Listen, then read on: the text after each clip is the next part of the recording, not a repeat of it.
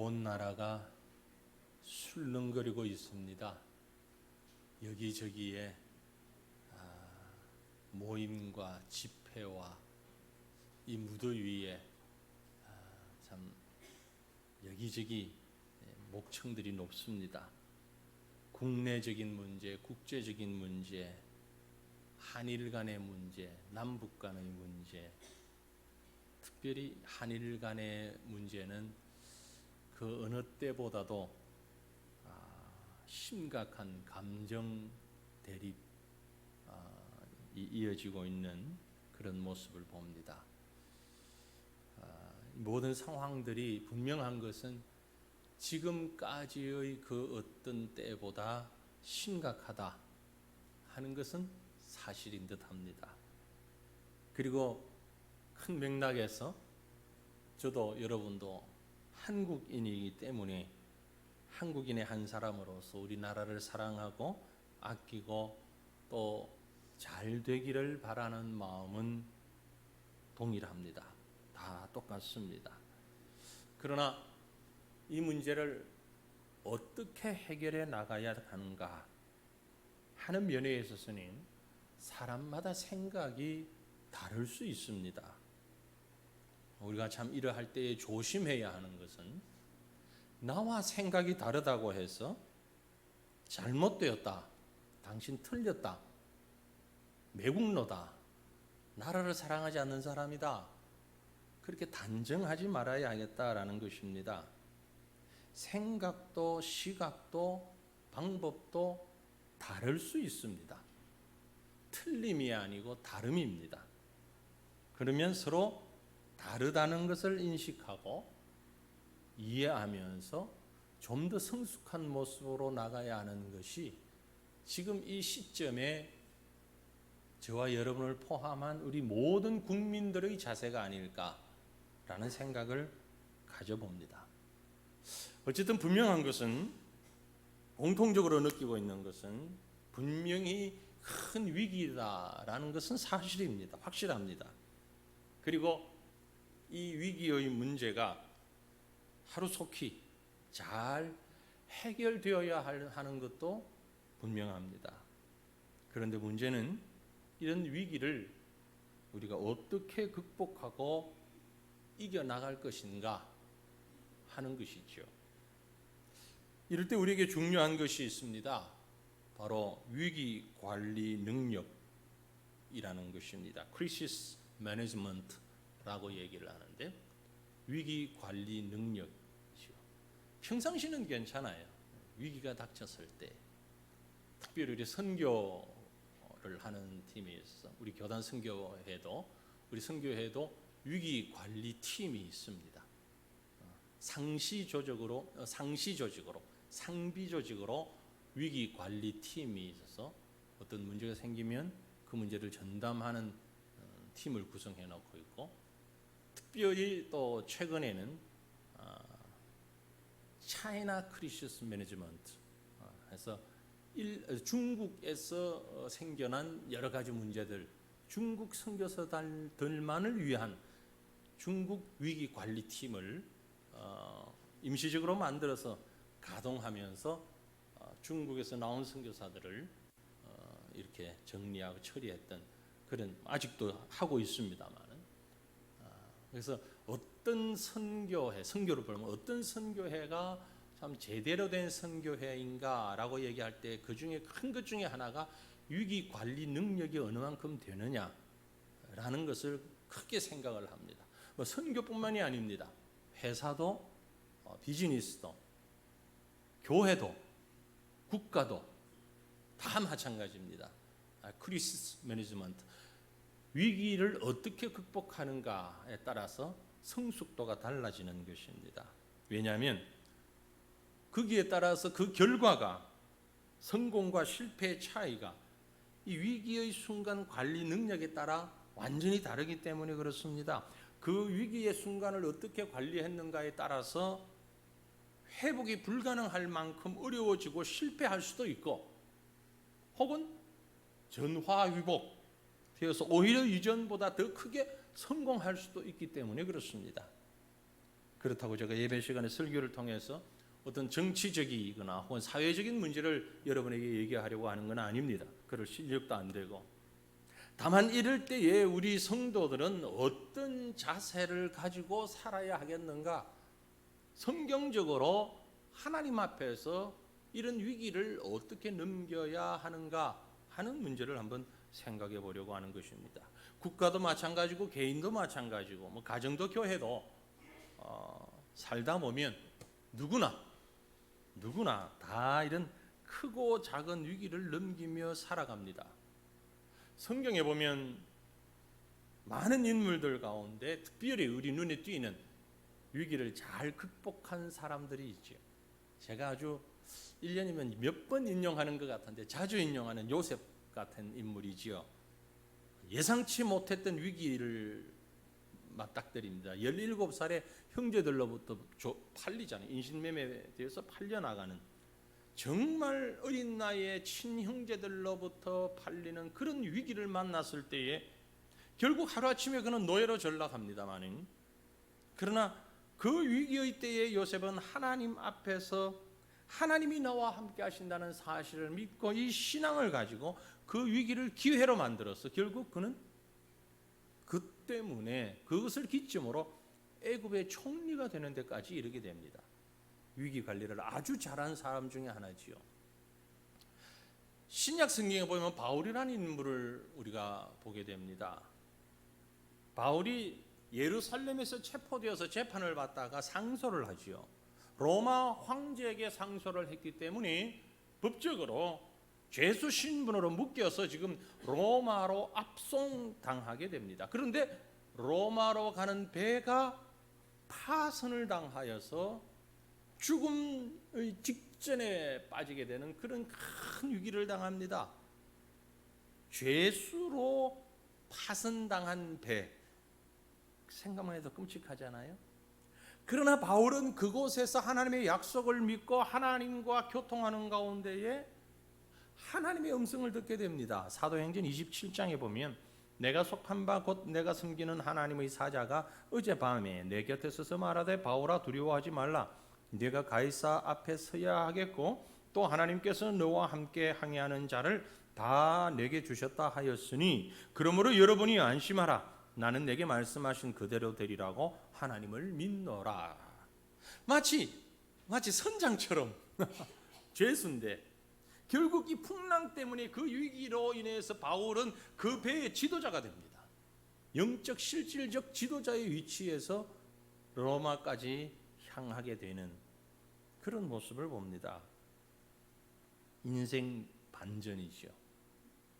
여러분은 어떻습니까? 여러분 인생을 한번 돌아보세요. 지금까지 살아오면서 여러분 그런 위기 없었습니까? 이런 위기가? 만약 없었다면 정말 감사하십시오. 정말 감사하십시오. 그러나 아마 대부분은 힘들고 견디기 어려운 그런 위기가 분명히 있었을 것입니다. 죽을 것 같고 죽고 싶고 고난을 견디다 못해 감당할 수 없는 위기를 경험했을 터이고 어쩌면 지금 그런 위기에 있는 분들도 있을 수 있습니다. 하지만 지나고 보면 이 모든 일들은 하나님의 은혜였다 믿고 고백할 수 있기를 간절히 바랍니다. 오늘 하나님이 우리에게 주신 말씀을 살펴보면서 오늘 이 시대의 이 위기 상황을 우리는 어떻게 넘겨야 할 것인가를 생각해 봅니다. 본문에 보니까 모세라고 하는 인물이 등장을 합니다. 하나님께서 무서운 심판의 손을 들고 애굽을 치시면서 모세를 지도자로 세우고 이스라엘을 출애굽하게 했습니다. 문제는 바로 그 다음입니다. 애굽의 바로가 마음이 바뀌었습니다. 광야로 나가고 있는 이스라엘 백성을 추격해 들어옵니다. 우리가 다시 잡아야 되겠다. 그런데 마침 이스라엘 백성 앞에는 홍해가 있습니다. 큰 바다가 가로놓여 있습니다.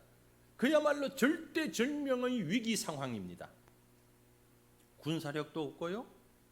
그래서 애굽 군대를 대항해서 싸울 만한 힘도 없습니다. 정말 기가 막힌 상황이죠. 우리가 살다 보면 이와 같은 상황 만날 수 있습니다. 가정 해체의 위기, 건강의 위기, 실직의 위기, 자녀 위기, 신앙적 침체로 인한 여러 가지 위기, 수많은 종류의 위기가 우리에게 있습니다. 이러지도 저러지도 못하는 그런 상황 가운데서 우리는 어떻게 처신해야 합니까?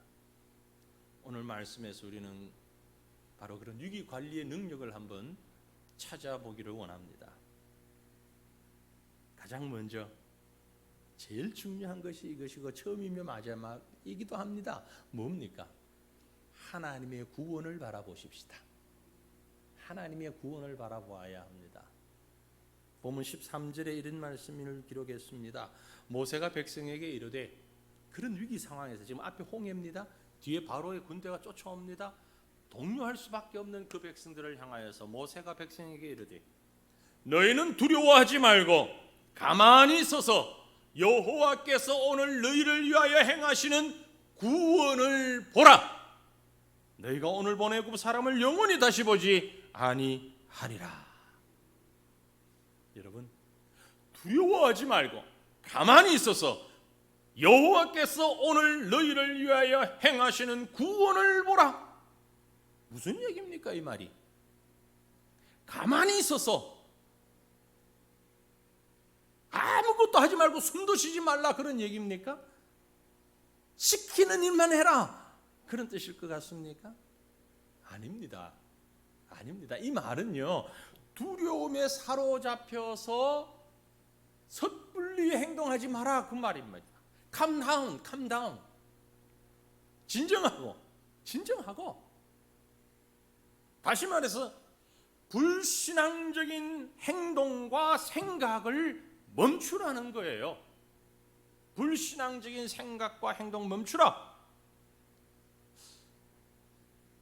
남자분들 가운데 혹시 이제 군에 갔다 오신 분들, 우리가 전쟁 경험은 없습니다만은 영화나 이런 걸 보면 그런 거 있잖아요. 신인병이 이제 전쟁에 처음 나가가지고 총 처음 잡고 나가가지고 실제 전쟁에 딱 부딪히면 어떻게 합니까?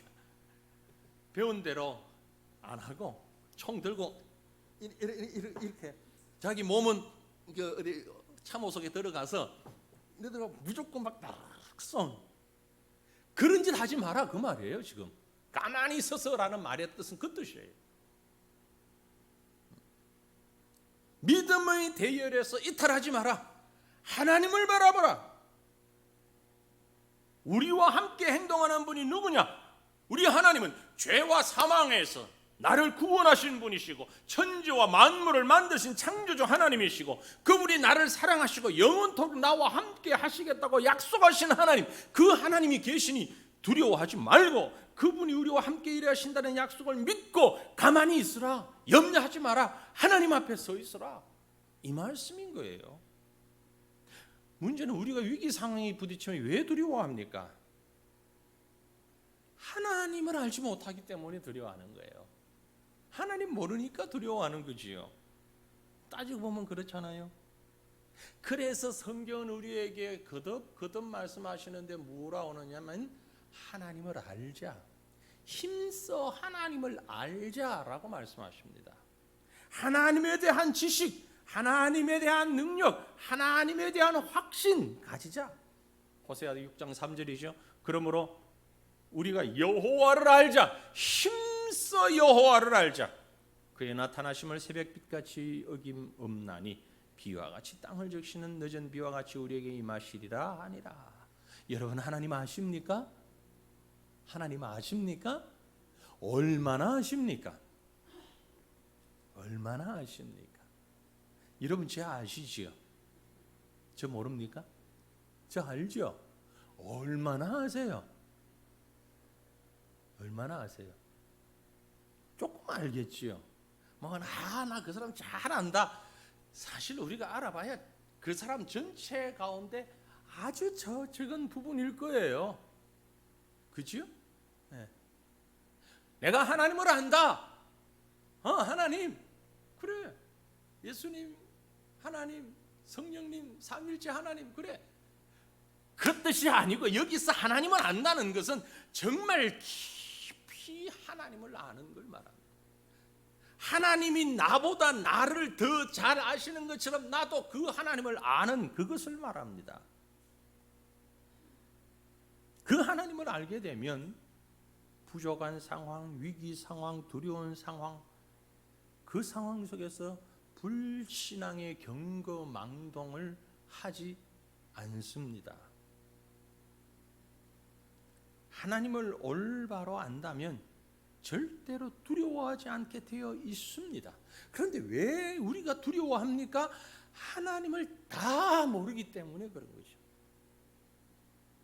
사랑하는 성도들이여, 여러분의 개인적인 위기 순간에, 또한 지금 우리가 겪고 있는 국가적인 이 위기의 순간에 전능하신 하나님을 믿고 의지하고 역사의 주인이시며 만물의 주인이신 하나님의 일하심을 믿고 하나님을 먼저 바라보는 가장 기본적이면서 중요한 이 믿음의 자세, 저와 여러분 잃지 않기를 주님 이름으로 축원합니다. 나라의 모습을 보면 참 마음이 안타깝고 두렵기도 하고 염려되기도 하고 그렇습니다. 맞습니다. 그러나 우리는 분명히 다른 게 하나 있습니다. 하나님이 이 나라를 붙잡고 계신다는 사실을 믿습니다. 이 믿음이 가장 우선되어야 된다는 거지요. 하나님 알면 하나님 뭐 하십니까? 그래서 오늘 말씀 보면 두 번째로 하나님께서 우리를 위하여 싸우고 계심을 믿으시길 바랍니다. 하나님이 싸우심을 믿으세요. 본문 14절에 뭐라 했어요? 가만히 있으라. 그런 다음에 여호와께서 너희를 위하여 싸우시리니 너희는 가만히 있을지니라. 여호와가 싸우신다.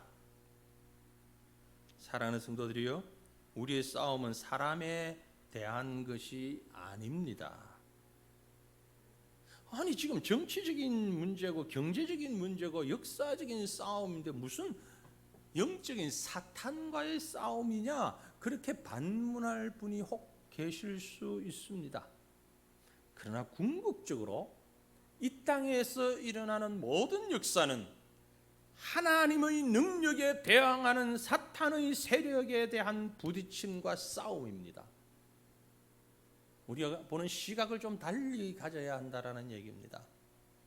에베소서 6장 12절 말씀했어요. 우리의 씨름은 혈과 육을 상대하는 것이 아니요 통치자들과 권세자들과 이 어둠의 세상 주관자들과 하늘에 있는 악의 영들을 상대함이라. 믿으십니까? 지금 혼란과 위기와 싸움은 경제적인 전쟁, 무기 전쟁, 이념 전쟁 아닙니다. 하나님의 사탄과의 전쟁입니다. 우리의 적은 사탄의 세력입니다. 오해하지 마십시오. 목사님이 일본을 사탄이라고 그랬다. 일본이 사탄이라는 말 아닙니다. 사탄은 일본 속에도 있고 우리 속에도 있어요.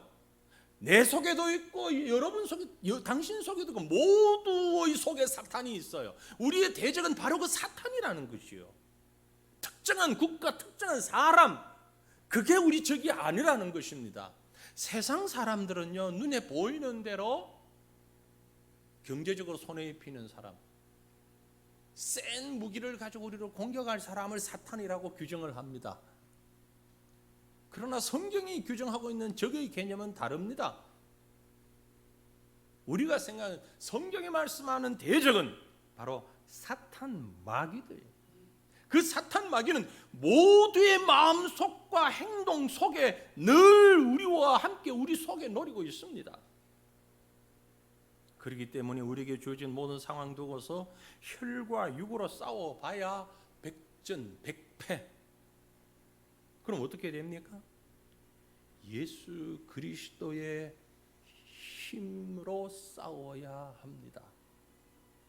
저는 분명히 확신합니다. 오늘날 이 국제적인 문제도 해결할 방법은 하나님밖에 없다. 믿음으로 해결할 수 있다. 믿음으로 해결할 수 있다. 그분을 믿고 의지하고 싸워야 우리의 힘과 지혜가 아니라 세상적인 어떤 계산이 아니라 사탄이 무너져야 우리가 이길 수 있는 줄로 믿으시길 바랍니다. 본문에서 모세는 그랬습니다. 하나님이 너희를 위하여 싸우시리라. 하나님이 너희를 위하여 싸우시리라. 그리고 하나님의 명령대로 지팡이를 들고 손을 바다 위로 내밀어 갈라지게 했습니다. 누가 했습니까? 모세가 했습니까? 아닙니다. 하나님이 하셨어요. 모세는 도구에 불과했어요. 하나님의 명령대로 지팡이를 들었을 뿐입니다. 그는 하나님이 전능하신 분이시고 천지 만물을 주관하시는 분이신 것을 믿었습니다. 그러기에 그 하나님의 명령대로 지팡이를 내밀었던 것뿐이에요. 중요한 것은 믿음입니다. 믿음입니다. 하나님의 명령대로 행하면, 그리고 모든 일을 믿음으로 행하면 하나님은 기적을 만들어 주십니다. 우리에게 있어서. 위기가 찾아왔습니까? 그 표면만 보지 마십시오. 그 속에 있는 사탄의 세력을 보아야 합니다. 그리고 믿음으로 약속의 말씀 붙잡고 나아갈 수 있기를 간절히 바랍니다. 그런 믿음의 행위를 통해서 기적은 만들어집니다. 출애굽기 오늘 본문 14장 읽었는데요. 조금 뒤에 나가서 17절 18절에 보면 이런 말씀 기록합니다. 내가 애굽 사람들의 마음을 완악하게 할 것인즉 그들이 그 뒤를 따라 들어갈 것이라. 내가 바로와 그의 모든 군대와 그의 병거와 마병으로 말미암아 영광을 얻으리니, 내가 바로와 그의 병거와 마병으로 말미암아 영광을 얻을 때야 애굽 사람들이 나를 여호와인 줄 알리라.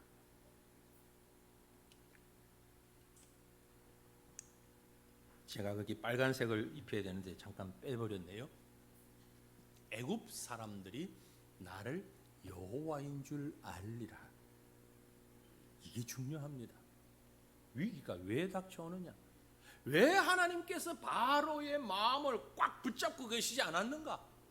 이스라엘 백성이 출애굽하고 난 다음에 하나님 바로를 꽉 붙잡고 계셨더라면 위기가 안 오잖아요. 이스라엘 백성에게.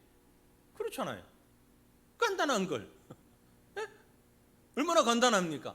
이스라엘 백성 나가고 하나님이 바로를 꽉 붙잡고 계셨더라면 이스라엘 백성 위기 안 와요. 그런데 왜 하나님께서 바로의 마음을 마음대로 풀어주셨어요? 이유가 여기에 있습니다. 이 일을 통하여서 내가 바로와 그의 병거와 마병으로 말미암아 영광을 얻을 때에 애굽 사람들이 나를 여호와인 줄 알리라. 세상 사람들이 나를 여호와인 줄 알리라. 하나님의 목적이 여기 있어요. 매우 중요한 구절입니다. 우리가 만난 위기, 이것은 주를 알지 못하는 사람들에게 하나님이 누구시며 하나님이 어떻게 일하시는 분인가를 확실히 알게 하는 기회가 될 줄 믿습니다. 민족 감정 가지고 대하지 마십시오. 적어도 저는 그러고 싶습니다. 민족 감정 가지고 뭐 이런 것 저런 것 경제적인 손익 계산 따져가지고 그것 가지고 대하기 싫고요. 이 일을 통해서 하나님이 어떻게 하나님을 알리시겠는가? 저는 지금 이 사태가 어쩌면 소위 전화위복, 일본과의 관계를 말합니다. 일본에 복음이 전파될 수 있는, 나중에 보면 그때 비로소 일본의 복음화가 더 탄력받기 시작했다, 이런 결과가 나오기를 기대합니다. 사실 일본이 선교사가 들어온 게 우리보다 훨씬 먼저거든요. 우리보다 훨씬 먼저 한 50년 정도, 기독교만 보면 50여 년 이상 빨리 선교사가 들어왔습니다. 천주교는 훨씬 그 이전이고. 그런데도 지금 일본 교회가 아주 미약합니다. 지금 일본 교회하고 우리 한국 교회, 특별히 일본 장로교회와 우리 합신교단이 작년에 MOU를 맺고 그 내용을 좀 뭔가 충실하게 만들려고 준비를 하고 있었고, 금년 가을에 만나서 그걸 해보려고 제가 마음에 준비하고 있었어요. 근데 일이 이렇게 터져버렸어요. 그래서 그 일이 될지 안 될지 모르겠습니다. 하나님께 맡기는 거예요. 우리가 지금 차유진 선교사님이 일본에 가 있긴 합니다만 조용히 숨죽이고 공부만 하고 있습니다. 어떠냐 그랬더니 아무 일 없어요. 가만히 있어도 우리 차 선교사님은 선교사로 파송받기 전에도 방문 갔을 때도 지하철 타면 사람들이 길 물어본다 그러거든요. 구루마상 그리고 길 물어본다니까 가만히 있으면 일본 사람하고 똑같으니까 아무 문제 없어요. 사모님은 또 일본어를 아주 유창하게 잘하시고 그러니까 뭐 문제 없어요 그러는데 아무튼 이번 기회가 하나님께서 하나님을 알지 못하는 그 민족에게 핵을 개발하고 미사일을 개발하고 전쟁을 운운하는 저 무리들에게도 하나님을 알게 되는 그런 시점이 되고 바로 그 시점에 우리가 서 있다라는 사실을 우리는 믿습니다. 하나님께서 싸워 주실 것입니다. 여러분 개인도 마찬가지입니다. 우리가 겪고 있는 위기, 이 위기가 하나님을 알게 하는 기적의 순간으로 변화되어지기를 주님의 이름으로 축원합니다. 그럼 마지막으로 하나님은 우리를 위해서 어떻게 일하십니까? 오늘 본문에 보니까 우리를 적극적으로 보호하십니다. 이스라엘 백성들은 이미 뒤에 와 있는 애국 군대를 발견하고 두려워합니다. 당장 어떻게 할 수가 없는데 어떤 일이 일어나는고 하니까 뒤에 말씀 19절부터 20절에 보면 이런 말씀이 기록됩니다. 이스라엘 진압해 가던 하나님의 사자가 그들의 뒤로 옮겨가매 구름 기둥도 앞에서 그 뒤로 옮겨 애굽 진과 이스라엘 진 사이에 이르렀으니 저쪽에는 구름과 흑암이 있고 이쪽에는 밤이 밝음으로 밤새도록 저쪽이 이쪽에 가까이 못하였더라. 어느 쪽이 저쪽이고 어느 쪽이 이쪽인지 아시겠죠 지금? 뭐 저쪽 이쪽 저쪽 이쪽 그러니까 이스라엘 쪽은 빛이 있어서 진행해 나갈 수가 있고 애굽 바로의 군대 쪽은 어두워서 캄캄해서 꼼짝도 못하고 있었다 그 말이에요. 이스라엘 백성을 인도하던 구름기둥 불기둥이 위기의 순간이 되니 백성들의 앞에 있던 것이 전부 뒤로 싹 가서 불기둥은 앞에 있고 구름기둥은 뒤에 가가지고서 이스라엘 백성 쪽은 밝혀주고 애굽 쪽은 어둡게 만들었다. 하나님이 적극적으로 보호하셔서 절대로 악이 선을 건드리지 못하도록 하셨다라는 얘기입니다. 결과 전쟁을 하고 나면은 결과가 있잖아요. 이스라엘 백성의 사상자 몇 명입니까? 한 명도 없습니다. 한 명도 상하지도 죽지도 않았습니다. 애굽 군대에 칼에 맞아 죽은 자도 없고 서두르다가 깔려 죽은 자도 없고 아무도 없어요. 애굽은요 몰살입니다. 전부 다 죽었습니다. 어떻게? 하나님이 하셨습니다. 하나님의 이 역사는 과학으로 설명 안 됩니다. 이성으로 설명 안 됩니다. 이해하려고 하지 마세요. 믿으세요. 자꾸 이해하려고 하니까 뭐 진도 앞바다 갈라지는 거 그런 거 가지고 저 제부도 길 갈라지는 것 가지고 홍해의 기적 같은 소리 하고 있네. 그건 기적 아니고 밀물 썰물 생겨서 나오는 그런 일이지 어디 거기에 홍해의 기적을 갖다 대요? 말을 거기다가 붙여요? 그건 붙일 말이 아니에요. 이 홍해의 기적은 참으로 하나님께서 하신 일입니다. 자기 백성을 보호하기 위해서 하신 일이에요. 차원이 다른 역사입니다. 얼마 전에 제가 또 이 본문 말씀 가지고 말씀드렸죠. 동풍이 불어서 반대쪽에서부터 동풍이 불어서 바다가 갈라진 놀라운 하나님의 역사였어요. 믿으시기를 축원합니다. 하나님은 위기를 이렇게 우리에게 보호하십니다. 두 번째로 하나님은 장애물을 치우고 길을 만들어 주십니다. 모세는 믿음으로 순종하여 바다에 손을 내밀었습니다. 어떤 일이 일어났지요? 하나님께서 바다를 가르시고 그 바닥에 마른 땅으로 만드셨어요. 아무도 상상할 수 없는 방식으로 아무도 도저히 생각할 수 없는 방법으로 하나님은 일하셨습니다. 당시 갈라졌던 홍해의 수심이 약 60 내지 70m 정도라고 합니다. 이 물 깊이가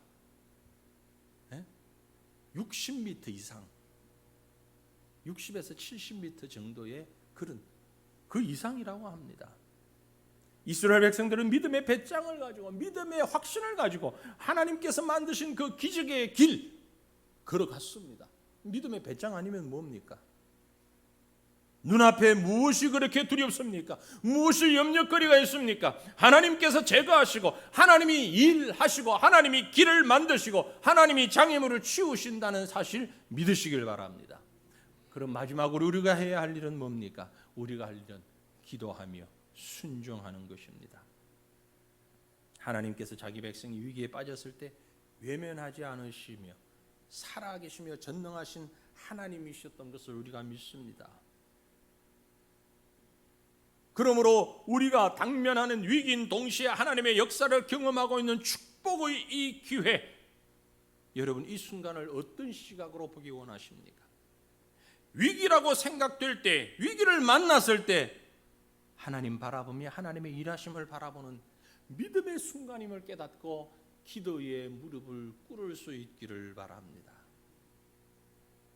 사방이 권모술수와 대적하는 자들로 둘러싸인 다니엘이 죽음을 각오하고서 하나님 앞에 무릎을 꿇고 기도할 때에 기적같이 일하셨던 하나님을 경험할 수 있었던 것처럼, 바알과 아세라를 섬기는 850여 명의 그 우상 섬기는 자들의 조롱거리에 둘러싸였던 엘리야가 하나님을 간절히 부르짖을 때에 놀라운 역사가 나타났던 것처럼, 돌파구가 보이지 아니하는 위기가 우리를 감싸고 있을 때에 우리가 할 일은 오직 하나님 앞에 기도의 무릎을 꿇는 일입니다. 그리고 그 말씀대로 순종하는 일입니다. 모세가 그렇게 했던 것처럼 지팡이를 들고 손을 바다 위로 내밀어 그것을 갈라지게 하라. 안 되면 얼마나 창피한 일입니까? 얼마나 창피한 일입니까? 200만 명이나 되는 이스라엘 백성들 앞에서 지도자 모세가 지팡이를 들고 폼나게 했는데 안 되면, 그거 생각했을까요? 모세가? 안 했지요. 왜요? 믿음으로. 사람들의 눈 의식하지 않았습니다. 믿음으로 기도한 대로 순종했습니다. 여호와께서 모세에게 이르시되 내 손을 바다 위로 내밀어 물이 애굽 사람들과 그들의 병거들과 마병들 위에 다시 흐르게 하라. 그대로 했습니다. 갈라졌던 물이 다시 합쳐졌습니다. 기도와 순종으로 모든 역사는 시작되고 끝났습니다. 기도하는 자가 순종할 때 하나님이 일하십니다. 이렇게 위기를 하나님의 방법으로 뚫고 나가는 저와 여러분, 특별히 우리 민족 한국 교회가 될 수 있기를 주님의 이름으로 축원합니다. 기도하겠습니다. 이 시간 우리 자신을 위해서뿐만이 아니고 특별히 이 나라를 위해서, 교회도 지금 우리 교회도 사실은 위기입니다. 건축을 앞두고 여러 가지 어려움이 많이 있습니다. 개인적으로, 교회적으로, 국가적으로 이 위기의 상황 어떻게 우리가 버텨나가야 될 것인가? 말씀 붙잡고 하나님 이기게 하시고 하나님의 일하심을 보게 하옵소서. 간절한 마음으로 통성으로 우리 먼저 함께 기도하십시다. 사랑의 아버지 하나님, 능력이